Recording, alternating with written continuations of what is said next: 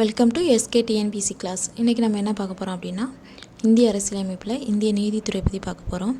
வாங்க பார்க்கலாம். First question, நீதி பேராணைகளின் எண்ணிக்கை எத்தனை அப்படின்னு கேட்டிருக்காங்க. எத்தனை அப்படின்னு பார்த்தோம்னா மொத்தம் 5ங்க. ஆப்ஷன் சி தான் கரெக்டு. கீழே பாருங்கள், இது வந்து 10th புக்கில் கொடுத்துருக்காங்கங்க. அரசியலமைப்புக்கு உட்பட்டு தீர்வு காணும் உரிமை அப்படின்னு நம்ம ஆர்டிகல் 32 அப்படிங்கிறத பார்த்தோம். அந்த ஆர்டிகல் 32 கீழே வந்து மொத்தம் 5 நீதி பேராணைகளை வந்து வெளியிடலாம். இங்கே கொடுத்துருக்காங்க பாருங்கள். உச்சநீதிமன்றம் மற்றும் உயர்நீதிமன்றங்கள் இரண்டுமே 5 வகையான நீதி பேராணைகளை வெளியிட அதிகாரம் பெற்றுள்ளன. இங்கே கொடுத்துருக்காங்க, உச்சநீதிமன்றமும் வெளியிடும், உயர்நீதிமன்றமும் வெளியிடும். ஸோ அப்போ மொத்தம் எத்தனை நீதி பேராணைகள்னால் 5 நீதி பேராணைகள். அடுத்து, சென்னை உயர்நீதிமன்றத்தின் மதுரை கிளை தொடங்கப்பட்ட ஆண்டு எப்போ அப்படின்னு பார்த்தீங்கன்னா 2004ங்க. இது புக்கில் இல்லை, ஆனாலும் நீங்கள் பார்த்துக்கோங்க. 2004 சென்னை உயர்நீதிமன்றத்தின் மதுரை கிளை தொடங்கப்பட்ட ஆண்டு வந்து 2004. ஆப்ஷன் சி இது கேட்க வாய்ப்பு இருக்குது. இந்திய நீதித்துறை அமைப்பு அப்படிங்கிறது எப்படி இருக்கும் அப்படின்னு கேட்டிருக்காங்க. சுதந்திரமானதா, ஒருங்கிணைந்தது ஆனால் சுதந்திரமானது கிடையாதா, ஒருங்கிணைந்தது மட்டுமா, ஒருங்கிணைந்தது மற்றும் சுதந்திரமானதான்னு கேட்டிருக்காங்க. இதுக்கு ஆன்சர் பார்க்குறதுக்கு முன்னாடி கீழே பார்ப்போம். இங்கே பாருங்கள், நீதித்துறையில் இந்திய அரசியலமைப்பு சட்டத்தின் பாதுகாவலன் உச்சநீதிமன்றம் நமக்கு தெரியும். நடுவண் மாநில அரசுகளின் சட்டமன்ற நிர்வாக பிரிவுகளிலிருந்து நீதித்துறை தன்னாட்சினா சுதந்திரம், தன்னாட்சி பெற்று விளங்குகிறது. ஒருங்கிணைந்த நீதித்துறை, அதே மாதிரி ஒருங்கிணைந்த நீதித்துறை என்பது நாடு முழுவதும் நீதித்துறையானது ஒற்றை அதிகார படிநிலையை கொண்டுள்ளதாகும். அப்போ நீதித்துறை அப்படிங்கிறது ஒற்றை அதிகார படிநிலையை கொண்டுள்ளது அப்படின்னு சொல்கிறாங்க. அந்த ஒற்றை அதிகார படிநிலை அப்படிங்கிறது என்ன அப்படின்னா ஒருங்கிணைந்த நீதித்துறை. அப்போ இந்திய நீதித்துறைங்கிறது ஒருங்கிணைந்த மற்றும் சுதந்திரமானது. அப்போ ஆப்ஷன் என்னன்னு பார்த்தீங்கன்னா ஆப்ஷன் டி தான். இது எல்லாமே 10th புக்கில் தாங்க இருக்குது. இது எல்லாமே டிஎன்பிசியில் ப்ரீவியஸ் இயரில் கேட்ட கொஸ்டின் தான் நம்ம பார்க்குறோம். அதுக்குரிய ப்ரூஃபையும் சேர்த்து எடுத்துகிட்டு வந்து உங்களுக்கு காட்டுறேன். மேக்ஸிமம் 10th புக்கில் இருந்து தாங்க குரூப் 4க்கு வந்து கொஸ்டின் கேட்குறாங்க. 10th புக்கில் இருக்கிற பாலிட்டியில் இருக்கிற 5 யூனிட்டையும் நல்லா படிச்சுக்கோங்க. அடுத்த கொஸ்டின் போகலாம். கொஸ்டின் நம்பர் 4, இந்திய உச்சநீதிமன்ற தலைமை நீதிபதி மற்றும் பிற நீதிபதிகளை நியமிப்பவர் யார் அப்படின்னு கேட்டிருக்காங்க. யாருங்க? குடியரசுத் தலைவர் தான். இது நமக்கு தெரியும். கீழே பாருங்கள், நீதிபதிகள் நியமனம். இந்திய உச்ச நீதிமன்ற தலைமை நீதிபதியை குடியரசுத் தலைவர் நியமிக்கிறார். யார் நியமிக்கிறார்? குடியரசுத் தலைவர் தாங்க நியமிக்கிறாங்க. மற்ற நீதிபதிகளை தலைமை நீதிபதியை தலைவராக கொண்ட மூத்த நீதிபதிகள் குழுவின் ஆலோசனையுடன் குடியரசுத் தலைவர் நியமிக்கிறார். அந்த குழு வந்து இப்போ நம்ம என்னன்னு சொல்கிறோம், கொலிஜியம்னு சொல்லுவாங்க. அதோட ஆலோசனை பேரில் மற்ற நீதிபதிகளை வந்து குடியரசுத் தலைவர் நியமிக்கிறாங்க. உச்சநீதிமன்றத்தோட தலைமை நீதிபதியை குடியரசுத் தலைவரை வந்து நியமிக்கிறாங்க. ஸோ கொஸ்டின் நம்பர் 4க்கு என்னங்க ஆன்சர்? இந்திய உச்சநீதிமன்ற தலைமை நீதிபதி மற்றும் பிற நீதிபதிகளை நியமிப்பவர் வந்து குடியரசுத் தலைவர். ஓகேவாங்க.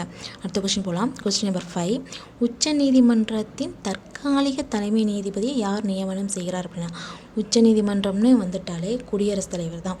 உச்ச நீதிமன்றம் உயர் நீதிமன்றத்தோட நீதிபதிகளை நியமிக்கிறவங்க அப்படிங்கிறவங்க குடியரசுத் தலைவர் தான். அது வந்து தற்காலிகமாக இருந்தாலும் சரி, நிரந்தரமாக இருந்தாலும் சரி. ஸோ ஆப்ஷன் சி தாங்க இதுக்கு ஆன்சர் கொஸ்டின் நம்பர் 5க்கு. அடுத்து, லோக் அதாலத் கொண்டு வரப்பட்ட ஆண்டு.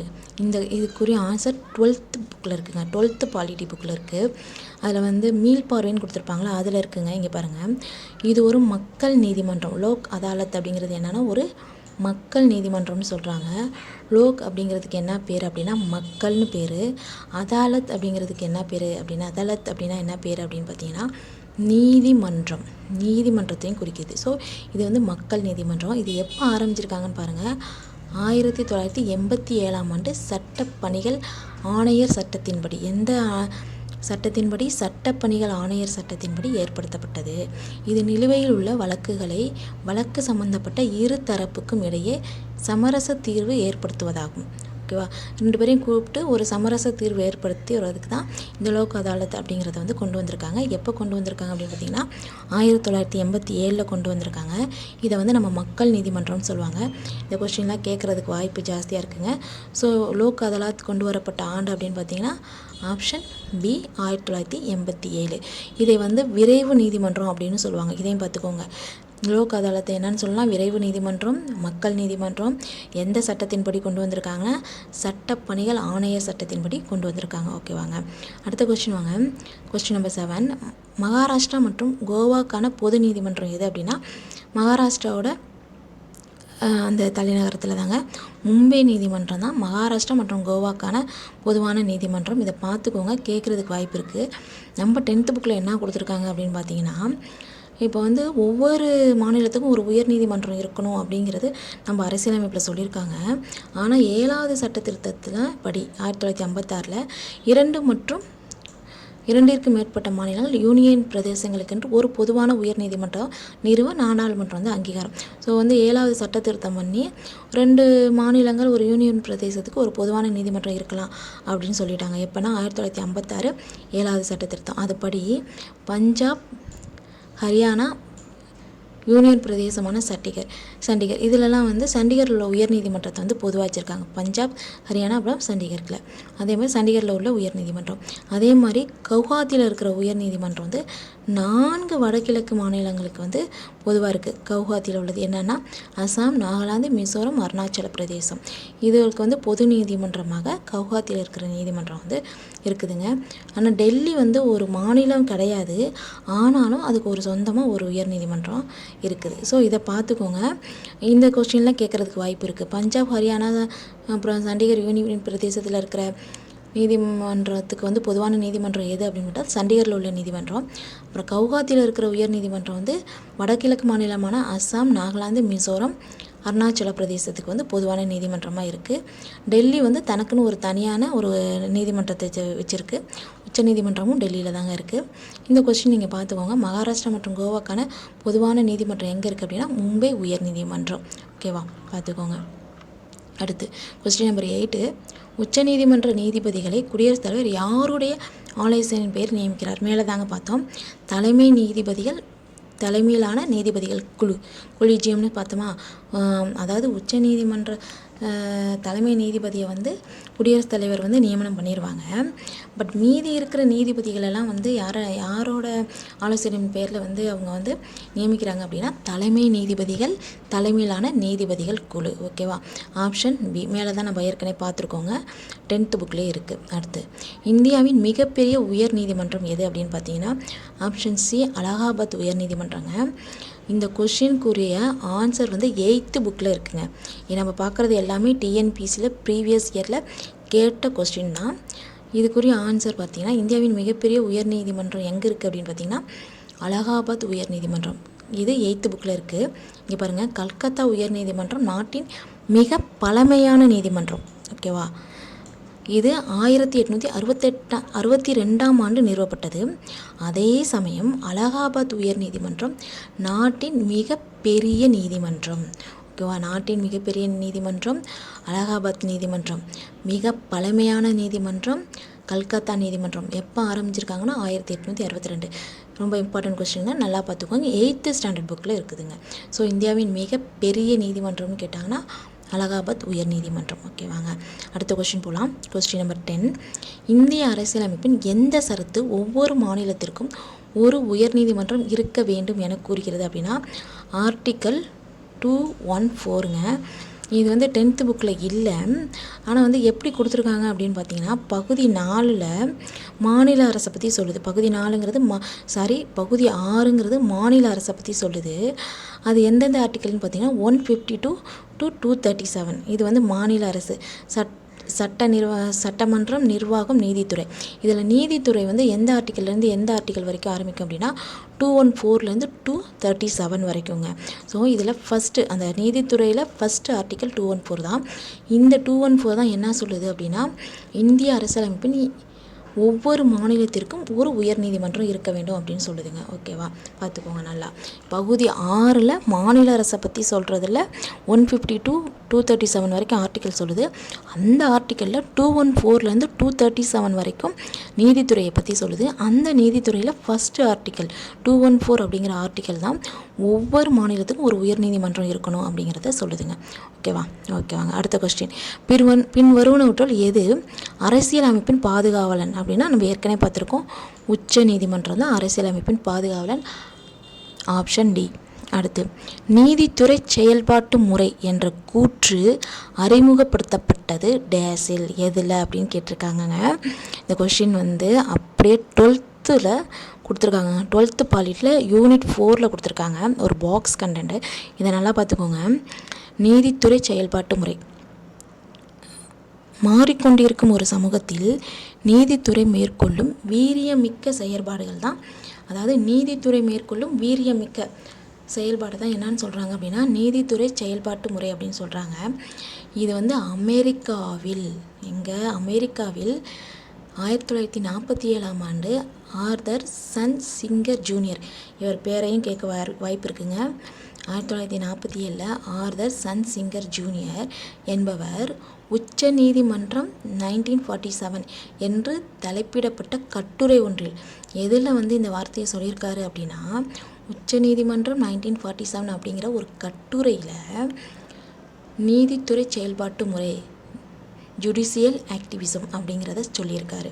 இதே இன்னொருத்தர் ஃப்ளாக்ஸின் லா டிக்ஷனரி, ஃப்ளாக்ஸின் சட்ட அகராதியில் ஜுடிஷியம் ஆக்டிவிஷன் அப்படிங்கிறத நீதித்துறை தத்துவம் சொல்லியிருக்காரு. இவர் என்ன சொல்லியிருக்காரு, ஜுடிஷியம் ஆக்டிவிஷனில் ஆர்தர் சன் சிங்கர் நீதித்துறை செயல்பாட்டு முறைன்னு சொல்லியிருக்காரு. பிளாக்ஸின் சட்ட அகராதி என்ன சொல்லியிருக்கு அப்படின்னா நீதித்துறை தத்துவம்னு சொல்லியிருக்கு. அது நீதிபதிகளை பழமைவாதத்திலிருந்து, இது ரெண்டுமே என்ன சொல்லுது அப்படின்னா நீதிபதிகளை பழமைவாதத்திலிருந்து பிரித்து புதிய முற்போக்கான சமூக கொள்கைக்கு ஊக்கப்படுத்துவதுன்னு சொல்லியிருக்காங்க. ஸோ அப்போ இதுக்கு ஒரு ஆன்சரை பார்த்துக்கோங்க. நீதித்துறை செயல்பாட்டு முறை அப்படிங்கிற கூற்று அறிமுகப்படுத்துறது எங்கே அப்படின்னா அமெரிக்காவில். யார் அறிமுகப்படுத்தினாங்க, எந்த கட்டுரையில் அறிமுகப்படுத்தினாங்க அப்படிங்கிறத பார்த்துக்கோங்க. ஆர்தர் சன் சிங்கர் எங்கே உச்ச நீதிமன்றம் 1947ங்கிற கட்டுரையில் அறிமுகப்படுத்தியிருக்காரு. இதே பிளாக்ஸின் லா டிக்ஷனரியில் நீதித்துறை தத்துவம்னு சொல்லியிருக்காரு. ஓகேவா, எதுக்காக அப்படின்னா நீதிபதிகளை பழமைவாதத்திலிருந்து பிரித்து புதிய முற்போக்கான சமூக கொள்கைக்கு ஊக்கப்படுத்துவதற்காக. சரியாங்க, நல்லா பார்த்துவாங்க, ரொம்ப இம்பார்ட்டன்ட் கொஸ்டின் தான். ஓகேவா, ஸோ ஆப்ஷன் சி, அமெரிக்கா தான் நீதித்துறை செயல்பாட்டு முறை அப்படிங்கிற கூற்றை அறிமுகப்படுத்தியது. அடுத்து, உச்ச நீதிமன்ற நீதிபதியின் ஓய்வு பெறும் வயது என்னங்க? Option C 65. நல்லா பார்த்துக்கோங்க. இங்கே இருக்க பாருங்க, தற்காலிக அடிப்படையில் உச்ச நீதிமன்ற நீதிபதிகளை நியமிக்க அரசியலமைப்பு சட்டம் வழிவகை செய்கிறதை ஏற்கனவே பார்த்துட்டோம். குடியரசுத் தலைவர் தான் நியமிக்கிறாங்கன்னு. உச்ச நீதிமன்ற தலைமை நீதிபதி உட்பட இதர நீதிபதிகளின் வயசு 65 வரை பதவியில் இருப்பார். உச்ச நீதிமன்றத்துக்குங்க அது, நல்லா பார்த்துக்கோங்க. உச்ச நீதிமன்ற நீதிபதி, தலைமை நீதிபதி இவங்க எல்லாருக்குமே ஓய்வு பெறும் வயது என்ன அப்படின்னு பார்த்தீங்கன்னா ரிட்டையர்மெண்ட் ஏஜ் 65. ஓகேவாங்க. ஒருத்தர் ஒரு உச்ச நீதிமன்ற நீதிபதி ஆகணும்னா அவங்களுக்கு என்னங்க தகுதி இருக்கணும்? முதல்ல இந்திய குடிமகனாக அவங்க இருக்கணும். அடுத்து 5 ஆண்டுகள் உயர் நீதிமன்ற நீதிபதியாக இருக்கணும். இல்லை அப்படின்னா 10 வருஷம் உயர் நீதிமன்றத்தில் வழக்குரைஞராக இருந்திருக்கணும். 5 வருஷம் உயர் நீதிமன்ற நீதிபதியாக இருந்திருக்கணும். இல்லை அப்படின்னா 10 வருஷம் உயர் நீதிமன்றத்தில் வழக்குரைஞராக இருந்திருக்கணும். குடியரசுத் தலைவரோட பார்வையில் அவர் சிறப்பு மிக்க சட்ட வல்லுநராக இருக்கணும். ஓகேவாங்க, 3 இது, இந்த 3 இருந்தால் தான் அவர் இந்த 3ல் ஏதாவது ஒன்று இருந்தால் கூட ஓகே. இதில் 2 இருக்கணும். கண்டிப்பாக அவர் இந்திய குடிமகனாக இருக்கணும். இல்லை அப்படின்னா 5 வருஷம் உயர் நீதிமன்ற நீதிபதியாக இருந்திருக்கணும். இல்லை 10 வருஷம் வழக்குரைஞராக இருந்திருக்கணும். இந்த 2ல் ஏதாவது ஒன்று இருக்கணும். அதுக்கப்புறம் குடியரசுத் தலைவரோட பார்வையில் இவர் ஒரு நல்ல சட்ட வல்லுநராக இருக்கணும். ஓகேவாங்க, இந்த 3ஐயும் அவர் கம்ப்ளீட் பண்ணால் அவர் உச்ச நீதிமன்ற நீதிபதி ஆகிறதுக்கான தகுதி இருக்குது. உச்ச நீதிமன்ற நீதிபதியோட ரிட்டையர்மெண்ட் ஏஜ் 65. அடுத்து வாங்க, அப்போது உயர் நீதிமன்ற நீதிபதியின் ஓய்வு பெறும் வயது அதுவும் 65 தானாங்க? இல்லை, 62. ஓகேவா, இங்கே பாருங்கள், இது 12th புக்கிலேருந்து எடுத்திருக்கேன். இது உயர் நீதிமன்றத்துக்குரியதுங்க, பார்த்துக்கோங்க. இந்த உயர் நீதிமன்ற நீதிபதிகள் 62 வயது நிரம்பும் வரை பதவியில் இருப்பாங்க. பதவி நீக்கம் பொறுத்த வரைக்கும் உச்ச நீதிமன்ற நீதிபதியோட பதவி நீக்க முறை தான் இவங்களுக்கும். இப்போ நம்ம மேலே உச்ச நீதிமன்ற நீதிபதி ஆகிறதுக்கான தகுதி பார்த்தோம்ல, அது ப்ரீவியஸ் இயர் கொஸ்டின் பேப்பரில் கேட்டிருக்காங்க. ஒருவேளை உயர்நீதிமன்ற நீதிபதி ஆகிறதுக்கான தகுதி என்னன்னு கேட்டாங்கன்னா, எல்லாத்துக்கும் ஒரு தகுதி, ஒரு காமன் தகுதி இந்திய குடிமகனாக இருக்கணும். அடுத்து ஒரு உயர்நீதிமன்ற நீதிபதியாக ஆகணும் அப்படின்னா அவர் 10 ஆண்டுகள் வந்து நீதித்துறையில் பணிபுரிந்திருக்க வேண்டும். 10 ஆண்டு அவர் வந்து நீதித்துறையில் இருந்திருக்கணும். அல்லது 10 ஆண்டுகள் உயர்நீதிமன்ற வழக்கறிஞராக இருந்திருக்கணும். 10 ஆண்டுகள் உயர்நீதிமன்ற வழக்கறிஞராக வந்து இருந்திருக்கணுங்க. 10 ஆண்டு நீதித்துறையில் பணிபுரிஞ்சிருக்கணும். இல்லை 10 ஆண்டு உயர்நீதிமன்ற வழக்கறிஞராக இருந்துக்கணும். இந்த கொஸ்டின் கேட்க வாய்ப்பு இருக்குங்க. இது வரைக்கும் கேட்கல, ஒருவேளை கேட்டிருக்கலாம் எனக்கு தெரியல. நான் பார்த்த கொஸ்டினில். ஸோ கேட்க வாய்ப்பு இருக்குது, பார்த்துக்கோங்க. உயர்நீதிமன்ற உச்ச நீதிமன்ற நீதிபதி ஆகிறதுக்கான தகுதிகள்னால் என்னன்னு பார்த்துக்கோங்க. அவங்களோட ரிட்டைர்மெண்ட் ஏஜ் பார்த்துக்கோங்க. ஓகேவா? அப்போ உயர்நீதிமன்ற நீதிபதியின் ஓய்வு பெறும் வயது வந்து 62. ஓகேவாங்க. அடுத்து கீழே காணப்படும் இந்திய அரசியலமைப்பு சட்ட விதிகளில் உச்ச நீதிமன்றத்தை குறிப்பவையாவை. மேலே நம்ம உயர்நீதிமன்றம் பார்த்தோமாங்க. ஒவ்வொரு மாநிலத்திலையும் ஒரு உயர்நீதிமன்றம் இருக்கணும் அப்படிங்கிற ஆர்டிகல் 214. இங்கே என்ன கேட்டிருக்காங்க, உச்ச நீதிமன்றத்திற்கான ஆர்டிகல் கேட்டிருக்காங்க. என்ன அப்படின்னு பார்த்தீங்கன்னா ஆர்டிகல் 124 to 147. இது வந்து மத்திய அரசு பகுதி 5 மத்திய அரசை பற்றி சொல்லுது இல்லைங்க. அதில் உச்ச நீதிமன்றம் வந்துடும். இங்கே இருக்குது பாருங்கள். உச்ச நீதிமன்றமானது பகுதி 5 அத்தியாயம் 4 ஆர்டிக்கல் வந்து 124 to 147 வரைக்கும் இந்திய உச்சநீதிமன்றத்தின் வடிவம் மற்றும் அதிகார வரம்புகள் குறித்து கூறுகின்றனங்க. அரசமைப்பின் ஆரம்பத்தில் ஒரு நீதிபதி 7 கீழ்நிலை நீதிபதிகள் கொண்ட ஃபஸ்ட்டு ஆரம்பிக்கிறப்ப எத்தனை நீதிபதிகள் வந்து உச்சநீதிமன்றத்தில் இருந்தாங்கன்னு பார்த்துக்கோங்க. ஒரு நீதிபதி 7 கீழ்நிலை நீதிபதிகள் இருந்திருக்காங்க. ஓகேவா?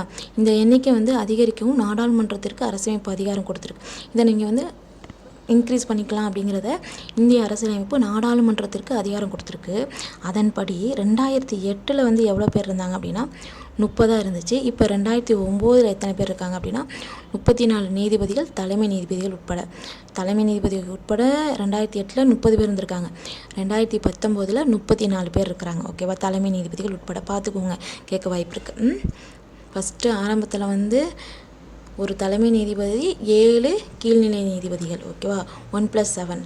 அதுக்கப்புறம் 2008 30. அடுத்து 2019 34. ஓகேவாங்க? ஸோ உச்சநீதிமன்றத்தோட ஆர்டிக்கல் என்னென்னா 124 147 வரைக்கும் பார்த்துக்கோங்க. ஆர்டிக்கல் 124 to 147 வரைக்கும் உச்சநீதிமன்றத்தை குறிக்கிது. ஆப்ஷன் சி பார்த்துக்கோங்க. சரி, நெக்ஸ்ட் கொஸ்டின் பார்த்துக்கோங்க. Question number 16. இதுவும் கேட்க வாய்ப்பு இருக்குங்க. இது வந்து தமிழ் புக்கில் நான் படிச்சிருக்கேன், பாலிட்டியில் நான் பார்க்கல. 2005 தகவல் அறியும் உரிமை சட்டம் படி தகவலை பெறுவதற்கான கால வரம்பு என்னென்னா 30 நாளுங்க. 30 நாளுக்குள்ளே வந்து நம்ம வந்து ரைட் டு இன்ஃபர்மேஷன் ஆக்டில் வந்து நமக்கு வந்து நம்ம போடுற மனுவுக்கு அவங்க 30 நாளுக்குள்ளே நமக்கு வந்து பதில் சொல்லிடணும். ஸோ ஆப்ஷன் டிங்க பார்த்துக்கோங்க. பின்வரும் சட்டப்பிரிவில் எந்த சட்டப்பிரிவு உயர்நீதிமன்றத்திற்கு பேராணைகளை பிறப்பிக்க அதிகாரம் அளிக்கிறது? லாஸ்ட் குரூப் 4 கேட்ட கொஸ்டின்ங்க. உயர்நீதிமன்றத்திற்கு பேராணைகளை பிறப்பிக்க அதிகாரம் அளிக்கிறதுன்னு தான் கேட்டிருக்காங்க. ஆனால் கீழே ஆப்ஷன் பார்த்தீங்கன்னா 2 ஆர்டிக்கல் கொடுத்துருக்காங்க. ஒன்று வந்து உயர்நீதிமன்றத்தோடது, இன்னொன்று வந்து உச்சநீதிமன்றத்தோடது. கொஸ்டின் வந்து இங்கிலீஷில் வந்து கரெக்டாக கொடுத்துருப்பாங்க, தமிழில் தப்பாக கொடுத்துட்டாங்க. ஸோ இங்கே பாருங்கள், பேராணைகள் அதிகாரங்கள் கொடுத்துருக்காங்களா. இந்திய அரசியலமைப்பு சட்டப்பிரிவு 226 அடிப்படை உரிமைகளுக்காக மட்டுமின்றி மற்ற நோக்கங்களுக்காகவும் பேராணைகளை வெளியிடும் அதிகாரங்களை உயர்நீதிமன்றங்களுக்கு வழங்குகிறது. யாருக்கு? உயர்நீதிமன்றங்களுக்கு. நீங்கள் ஆர்டிகல் பார்த்ததுமே கெஸ் பண்ணிடலாங்க. ஆர்டிகல் 214 237 வரைக்கும் உயர்நீதிமன்றம். அப்போ 226ங்கிறது உயர்நீதிமன்றத்தை குறிக்கும். அடுத்து பாருங்கள், சட்டப்பிரிவு 32 அப்படிங்கிறது உச்சநீதிமன்ற வழங்கும் நீதி பேராணைகள், ஆணைகள் மற்றும் வழிகாட்டுதல் போன்ற உயர்நீதிமன்றமும் அவைகளை வழங்க அதிகாரம் பெற்றுள்ளது. ஓகேவா? இதில் என்ன சொல்கிறாங்கன்னா, நீதி பேராணைகள் வழங்குறதுக்கு உயர்நீதிமன்றத்தோட ஆர்டிகல் 226, உச்ச நீதிமன்றத்தோட ஆர்டிகல் 32, ரெண்டுக்குமே வந்து நீதி பேராணைகளை வழங்குறதுக்கு வந்து நம்ம இந்திய அரசியலமைப்பு வந்து அதிகாரம் கொடுத்துருக்குன்னு சொல்கிறாங்க. ஓகேவாங்க? அப்போ இதுக்கு ஆப்ஷன் என்னென்னா ஆப்ஷன் டி 32 and 22. 226 32ங்கிறது உச்ச நீதிமன்றம், 226ங்கிறது உயர் நீதிமன்றம். பார்த்துக்கோங்க, இந்த கொஸ்டின் ரொம்ப இம்பார்ட்டன்ட் கேட்பாங்க. அடுத்து இந்த கொஸ்டின் பாருங்களேன். இந்திய உச்ச நீதிமன்றத்தை குறித்த சரியான விடை. உச்ச நீதிமன்றம் நல்லா கவனிச்சுக்கோங்க. உச்ச நீதிமன்றத்தை குறித்த சரியான விடையை தேர்ந்தெடுக்கவும். உச்ச நீதிமன்றம் இந்திய அரசியலமைப்பு நிலை நிறுத்தும் அமைப்பு. ஆமாம், இந்திய அரசியலமைப்பை நிலைநிறுத்தும் அமைப்பு வந்து உச்ச நீதிமன்றம் தான். உச்ச நீதிமன்ற நீதிபதிகள் 72 வயது வரை பதவியில் இருப்பார். இப்போ தாங்க நம்ம பார்த்தோம் 65 வயசு வரைக்கும் தான். இது தப்பு. இந்திய நீதித்துறை ஒற்றை படிநிலை நீதிமன்ற அமைப்பு. நம்ம சொன்னோமாங்க மேலே, ஒற்றை படிநிலை நீதிமன்றம் அப்படின்னா ஒருங்கிணைந்த நீதிமன்றத்தை தான் ஒற்றை படிநிலை. அப்போ ஒருங்கிணைந்த நீதிமன்றங்கிறது உச்ச நீதிமன்றம், அதை தான் ஒற்றை படிநிலை நீதிமன்றம்னு சொல்கிறாங்க. இது கரெக்டுங்க. இந்திய உச்ச நீதிமன்றம் 1950 ஜனவரி மாதம் தாங்க தொடங்கப்பட்டது. இதுவும் கரெக்டு தான். ஸோ அப்போ வந்து எது தப்பு அப்படின்னா இந்த 2 மட்டும்தாங்க தப்பு. ஓகேவா? அப்போ எதெல்லாம் ரைட்டு? 1, 3, 4 ரைட்டு. அப்போ ஆப்ஷன் டி வந்து சரியானது. நல்லா பார்த்துக்கோங்க. 72 வயசு கிடையாது, 65 வயசு. இந்திய உச்சநீதிமன்றம் 1950 ஜனவரி 28 வந்து தொடங்கியிருப்பாங்க. ஓகேவா? இந்திய அரசியலமைப்பை நிலைநிறுத்துவது உச்சநீதிமன்றத்தோட வேலை. இது ஒற்றை படிநிலை, ஒருங்கிணைந்த நீதிமன்றம். ஓகேவா? இதெல்லாம் கரெக்டு தான். சரி வாங்க அடுத்த கொஸ்டின் நம்பர் 19. கீழ்கண்ட எந்த அதிகார வரம்பின் மூலம் இரு மாநிலங்களுக்கிடையான பிரச்சனைகளை உச்சநீதிமன்றம் தீர்க்க வழிவகை செய்கிறது அப்படின்னா, முதன்மை அதிகார வரம்பு. தனக்கே உரிய அதுக்குரிய அதிகார வரம்பு தான் முதன்மை அதிகார வரம்புன்னு சொல்லுவாங்க. அது பாருங்க 10th புக்கில் இருக்குது. தனக்கே உரிய நீதி வரையறை. என்ன கொஸ்டின் என்னன்னு பாருங்கள். கீழ்கண்ட எந்த அதிகார வரம்பின் மூலம் இரு மாநிலங்களுக்கிடையான பிரச்சனைகளை உச்சநீதிமன்றம் தீர்க்க வழி வகை செய்கிறது அப்படின்னு பார்த்தீங்கன்னா, தனக்கே உரிய நீதி வரையறை. பாருங்கள், உச்சநீதிமன்றத்திற்கு நேரடியாக வரும், அதாவது மேல்முறையீடு கிடையாது, ஆலோசனை கிடையாது, பேராணைகள் கிடையாது, தனக்கே டைரெக்டாக. அதாவது உச்சநீதிமன்றம்னா ஃபஸ்ட்டு கீழ் நீதிமன்றம், அப்புறம் உயர் நீதிமன்றம், அப்புறம் உச்ச நீதிமன்றத்துக்கு போவோம். ஆனால் டைரெக்டாக போகிறதுக்குன்னு ஒன்று இருக்குல்ல, அது வந்து அடிப்படை உரிமைகள் மீறப்படும் போதும் போகலாம். அதுக்கப்புறம் எதுக்கலாங்கிறத சொல்லியிருக்காங்க. இங்கே பாருங்களேன், தனக்கே உரிய நீதி வரையறை என்னென்னா, உச்சநீதிமன்றத்திற்கு நேரடியாக வரும் வழக்குகள் தனக்கே உரிய நீதி வரையறைக்கு உட்பட்டவைன்னு சொல்கிறாங்க. என்னென்னா, இந்திய அரசிற்கும் ஒரு மாநிலம் அல்லது அதற்கு மேற்பட்ட மாநிலங்களுக்கும் இடையிலான சிக்கல்கள். மத்திய அரசுக்கும் 2-3 மாநிலத்துக்கும் 2 பேருக்கும் இடையில வந்து ஏதாவது பிரச்சனை இருந்துச்சுன்னா அதுக்கு இடையிலான சிக்கல்களை தீர்த்து வைக்கிறதுக்கு உச்சநீதிமன்றம் தலையிடும். 2 அல்லது அதுக்கு மேற்பட்ட மாநிலங்களுக்கு இடையான சிக்கல்களை தீர்த்து வைக்கிறதுக்கும், மாநிலங்களுக்குள்ள 2 மாநிலம் 3 மாநிலம் பிரச்சனை வச்சுருந்தால் அதை தீர்க்கிறதுக்கும் வந்து நேரடியாக தலையிடுவாங்க.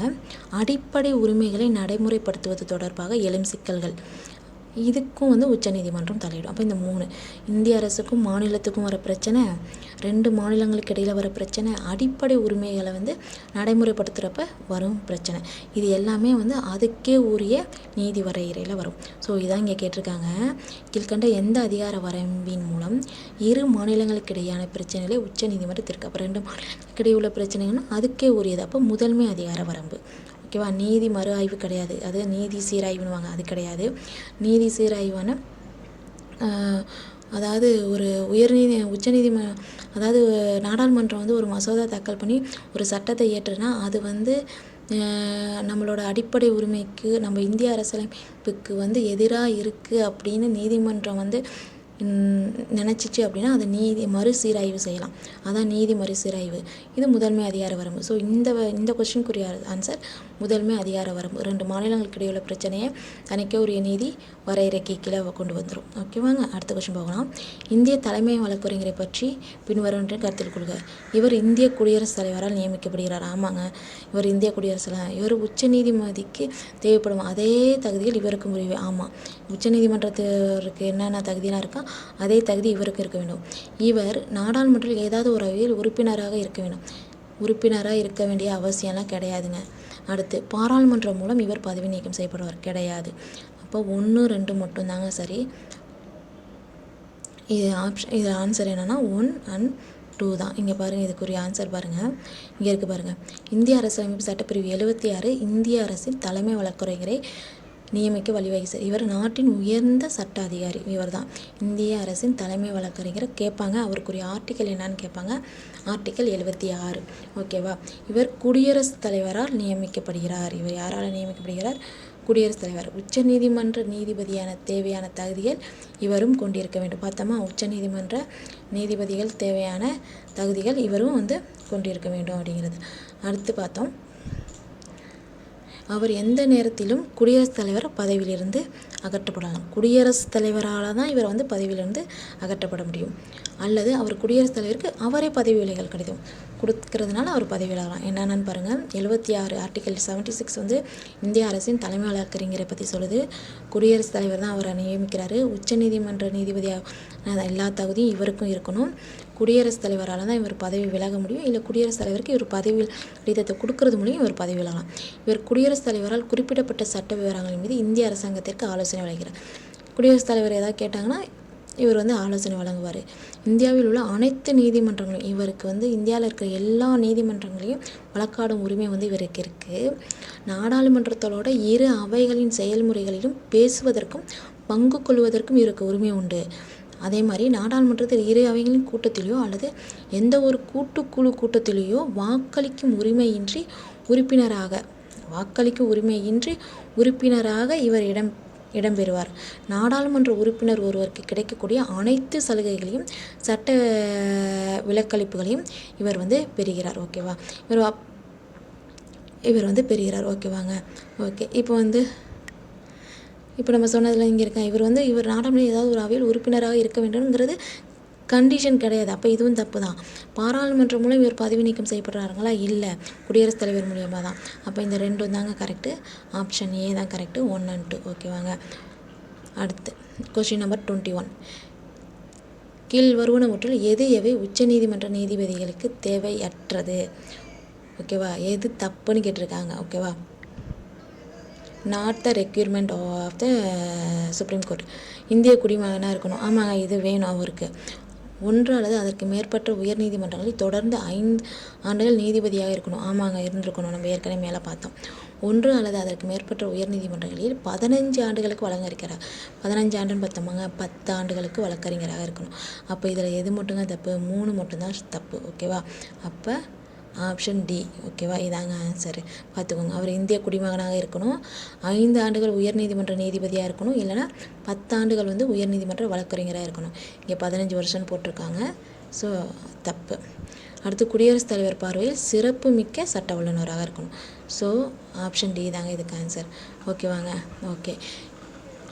ஓகேங்க, நாளைக்கு வேறு வீடியோவில் பார்ப்போம். இந்த வீடியோ உங்களுக்கு பிடிச்சிருந்துச்சுன்னா லைக் பண்ணுங்கள், ஷேர் பண்ணுங்கள், சப்ஸ்கிரைப் பண்ணுங்கள். ஏதாவது தப்பு இருந்தாலும் கமெண்ட்டில் சொல்லுங்கள். தேங்க்யூ.